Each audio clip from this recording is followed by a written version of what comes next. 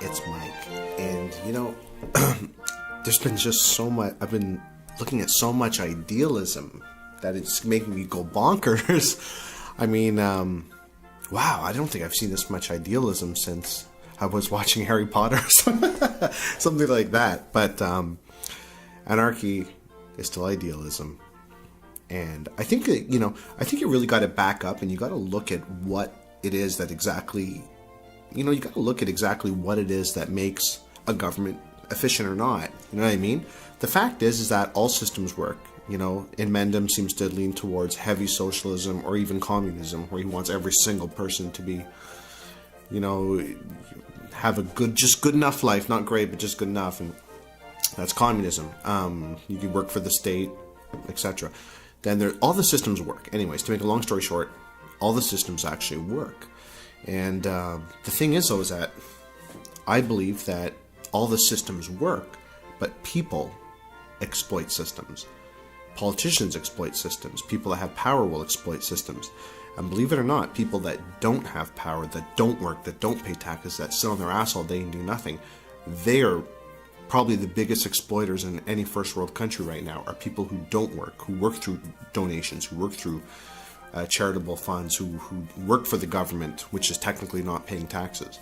So that's pretty much the way that goes. So, I mean, and then you'll get other countries where the rich are the ones who are the oppressors, then other countries where in order to be rich, you must be a politician. So it's like, and then those are the oppressors. So everybody's trying to cheat the system, and I do feel that the American system is the system where it's the least cheatable. It's the least one where people can take advantage of the system. I think when they wrote the Constitution, they didn't foresee how their own government might try and take advantage of the system. So, I mean, because they wouldn't think that when they were writing the Constitution at that time, it says you have a right to bear arms. And if you would have told them back in those days, oh my God, what they're going to do is that you'll have the right to bear arms, but you have to go through so many hoops, and you have to register, and you have to, have all these, you're only allowed to own long firearms. There's so many restrictions on it that it makes it basically impossible to own a firearm. If you would have told them that the government was going to play those games and basically tiptoe and coy their way around getting their own way and disobeying the Constitution, they wouldn't have believed you. They would have said, oh my God, no, the honor of the politicians and the respect of the, you know what I mean? That would be sentenced to a hanging, and that's what they would have thought. That's what they would have said back then. But things progressed, and they progressed, unfortunately, to the worst. And now you have people who are taking advantage of the system. And the fact is that, Ron Paul gets all the talk and stuff, but Ron Paul worked in the private sector for so long.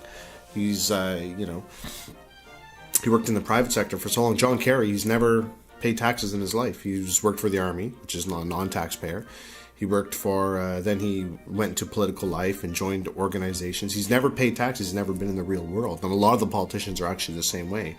That goes for John McCain, too. You know what I mean? I have so much respect for him, but these people have lived a life of volunteer groups and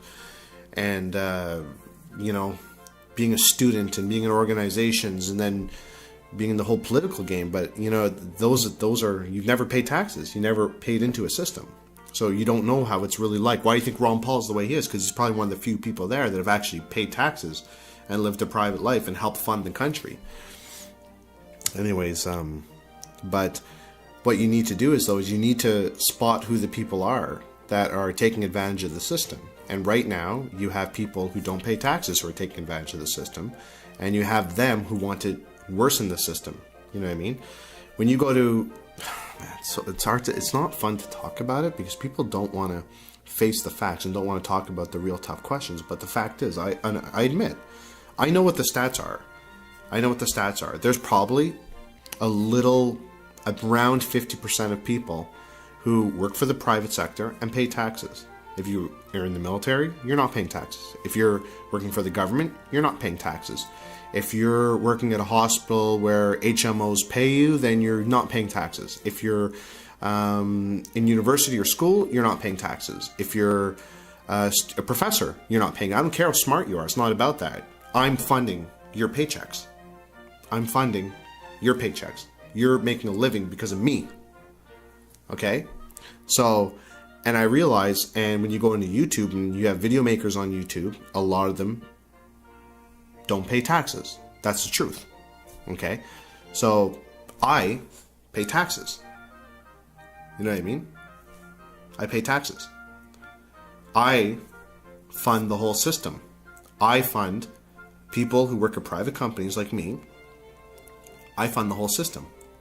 So if I'm paying for my politicians' paychecks, the government workers' paychecks, in Canada, our medical system, their paychecks, people who are disabled, who don't work, who are elderly, especially the elderly, who, you know, want to get their supplement checks and that sort of thing, I have to pay for that.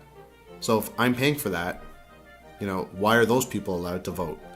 Why are these nonprofit organizations who don't work and who don't contribute anything to our country, that I have to pay for? You know, I have to pay for employees at the Red Cross. You know, so they have special interest. And why do I have to pay for that? I shouldn't have to pay for that. And I'm sick of paying for that. I'm sick of these people being the most outspoken people in our political system. If you look at the most outspoken people of our political system, the real fact is, and if you like what I'm saying, you subscribe to me, because I'm the only one who's pretty much going to say this. I'm the realist. The people who talk most about our political system are those who are not paying taxes and who don't contribute shit into it. So they want the government to look after them. Now, what's been happening is that in the old days, there was no such thing as a social service. You either contributed to the country or you got nothing.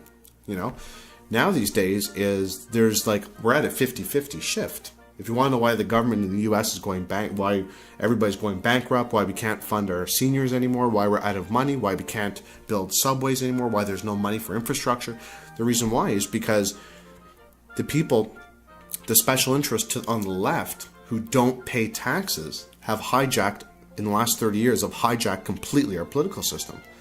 And they want the government to look after them. They want them to pay their bills. They want the Mexican have lobby groups that they want to be looked after. And they want free medical care, free schooling, free everything. But the fact is that you pay for those schools. You know what I mean? If you work a private sector job and you get half of your money taken away, like I do and like you do, you pay for those schools. Those schools belong to you. It doesn't belong to, but these little groups have made politicians give it to them, and the politicians are in bed with them because those people are the most politically active and the most loud, so they get everything that they want. And it's unfortunate, but it's true. And these people have got to stop making decisions for everybody else. They've got to stop making decisions for everybody else. That includes global warming, that includes war in Iraq, that includes everything else. You know, they've got to stop making decisions for everybody else.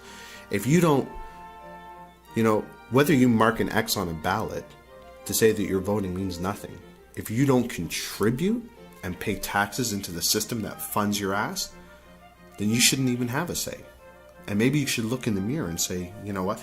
You know, Inmendham sits there in his house and he makes some great videos, and I like him a lot. I really do appreciate his videos, and I hope he continues to make them for a long time because I appreciate him as a person.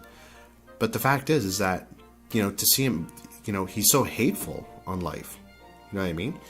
And you see somebody like Naltz, and Naltz loves life because he has dogs, he has a wife, he has a cat, he has kids, he has whatever. Because, you know, in Inmendham, if you just, you know, got a dog or you know, had kids and whatever, you don't have to take everything apart. And you know what I mean? You can have a little son to go fishing with, and you can give out some love that you're willing to give. You know what I mean? And that's what's fun. That's what's fun in life. And you can have that family unit and that household, and life's not so negative all the time. Life's negative because you're down on your luck right now. And things aren't so bad. And the answer is not to have more government intervention to be a nanny state. That's not the answer. You know, so, you know, why don't you go out and get a dog or get a cat and try and give some love to somebody, and then you'll see what the meaning of life is and why we're here. You know what I mean? And until you do that, then, you know what I mean? I don't know. The government's certainly not going to fix that for you. The government's not going to fix it. And luke12000, his videos are amusing. It's funny because he's obviously a young, gifted guy, But the fact is, he doesn't pay taxes. He's just young. What is he, in high school or something? He's just young. He doesn't pay taxes. You know what I mean? While he is gifted and he's smart, and I do believe, of course, when he gets older, he's going to change his viewpoint around once he starts working for the private sector and paying taxes.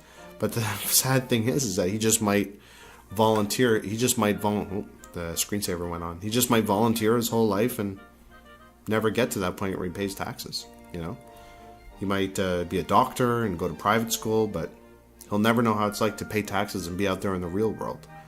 And once he is, though, then he'll realize that the system we have is great. It's just lately, it's been taken over by one side. And we need to get it back to where it rightfully belongs, the taxpayer. And if you ain't paying taxes, you should have no say in how the money's spent, and you shouldn't be voting. That would fix the system.